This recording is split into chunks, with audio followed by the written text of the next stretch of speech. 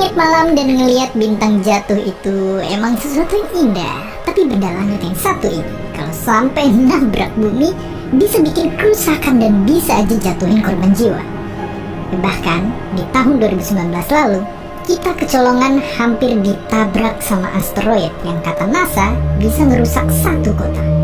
Jadi sebenarnya gimana sih jadinya kalau yang ngehantam kita dari langit itu bukan cuma meteor-meteor kecil yang bisa ngancurin bangunan, tapi asteroid raksasa? Apakah kita bisa selamat?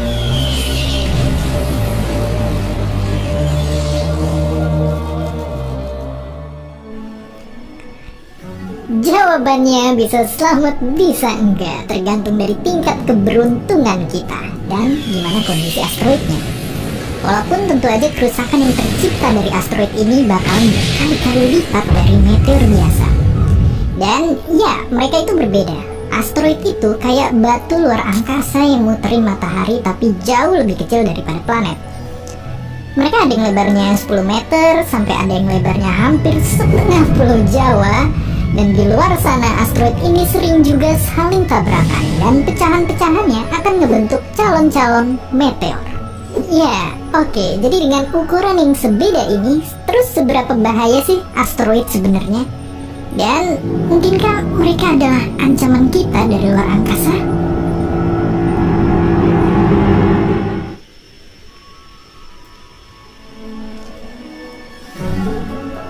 Miliaran tahun yang lalu, waktu tata surya kita baru pertama kebentuk, tersisa gumpalan-gumpalan batu yang gak cukup gede untuk jadi planet. Kebanyakan dari mereka ada di antara planet Mars dan Jupiter, dan mereka semua ngelilingin matahari dan ngebentuk yang namanya sabuk asteroid. Kalau sepanjang tata surya planetnya ada 8, di sabuk ini asteroidnya diperkirakan ada 1 sampai 1,9 juta asteroid. Dan ribuan diantaranya punya potensi untuk mengarah ke bumi. Bahkan terkadang bisa sedekat ini. Dan ternyata bahkan sebenarnya bumi kita dihantam ribuan benda langit tiap tahunnya. Untungnya kebanyakan dari mereka nggak bisa ngelewatin perisai andalan kita. Mereka kebakar di atmosfer, terus menipis dan ujung-ujungnya habis, layaknya uang di akhir bulan.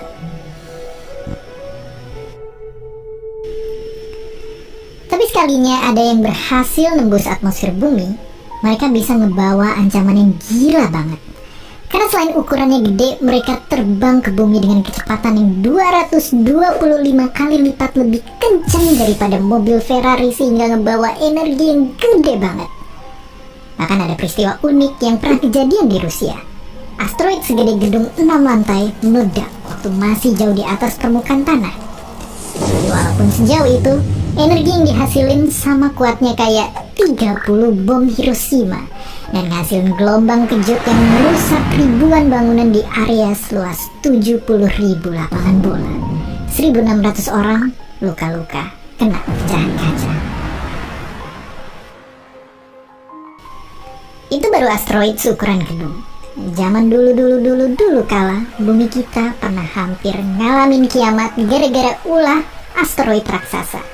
65 juta tahun yang lalu, waktu dinosaurus berkeliaran menguasai dunia, asteroid selebar 10 km datang tiba-tiba.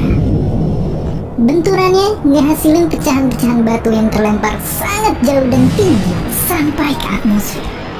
Dan mereka bakalan turun balik ke bumi jadi proyektil-proyektil berapi yang bikin suhu seluruh dunia ngelonjak jadi sangat-sangat panas. Saking panasnya, pohon-pohon dan dedaunan bakalan kebakar dengan sendirinya dan badai api muncul di mana-mana. Debu-debu dan asap yang tersisa bakal naik ke atmosfer dan nutupin langit dari sinar matahari selama berpuluh-puluh tahun. Semua benua bakalan ngalamin musim dingin yang saking lamanya tumbuh-tumbuhan gak akan bisa fotosintesis dan rantai makanan jadi rusak. Gara-gara ini gak cuma dinosaurus, tapi asteroid ini dulu musnahin 75% dari semua makhluk hidup di bumi. Sungguh mengerikan. Dan saking kuatnya benturan ini juga sampai nyiptain lubang kawah super luas. Kalau kita jalan kaki nonstop dari ujung ke ujungnya, kita bakalan nyaksiin matahari terbit dan terbenam dan terbit lagi dan terbenam lagi, baru kita sampai. Dan pas nyampe sana pun gak ada tukang pijat yang bisa ngilangin kram kaki kita abis itu.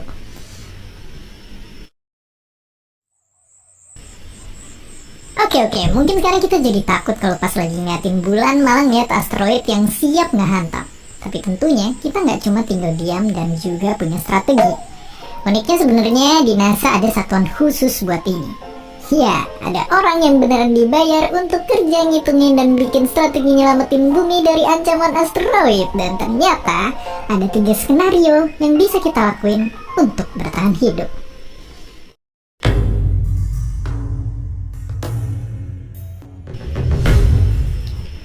Di kondisi paling ideal, kita bisa ngubah jalur asteroid biar nggak nabrak bumi dengan pesawat ruang angkasa yang nembakin pancaran ion.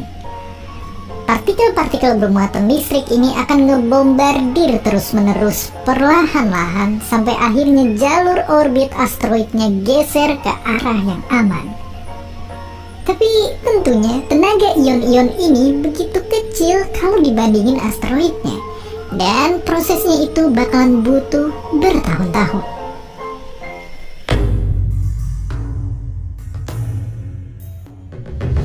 Kalau waktu bukan sahabat kita, skenario ini jadi pilihan yang lebih mending. Kita bakal ngeluncurin pesawat ruang angkasa dan nabrakin itu ke asteroidnya biar melambat dan orbitnya geser. Dan gak kayak metode ion yang masih cuma teori, metode nabrakin diri ini udah jadi misi percobaan resmi yang akan diluncurin tahun 2021. Sekarang kita tinggal nunggu dan berharap.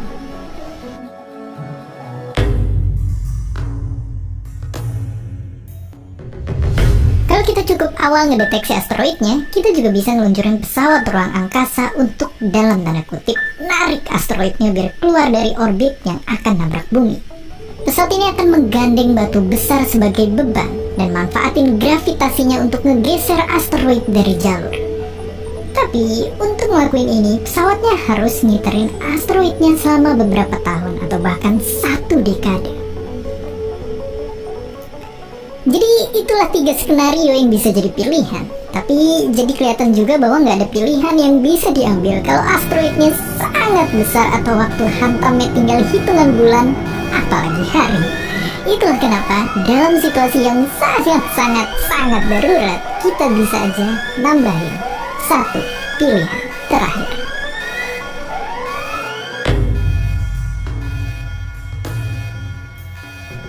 Sebenarnya skenario yang kayak film Hollywood ini ilegal. Ngeledakin nuklir di luar angkasa itu ngelanggar perjanjian internasional. Tapi tetap kalau diluncurin bom nuklir bisa ngeledakin sebagian permukaan asteroid dan mungkin berkesempatan nahan laju si asteroid dan ngegeser jalurnya.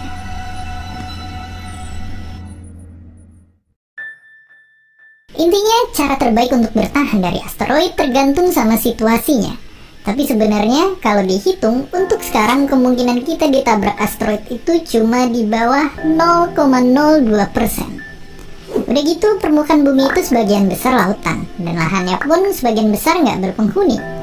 Selain kasus jatuhnya asteroid itu jarang, kemungkinan asteroid itu nimpa area yang dihuni manusia pun lebih kecil lagi.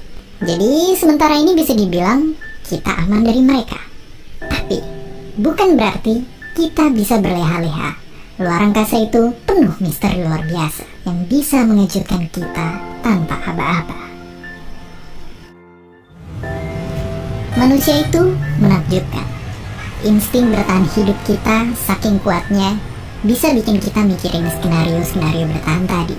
Tapi coba kita pikirkan lagi.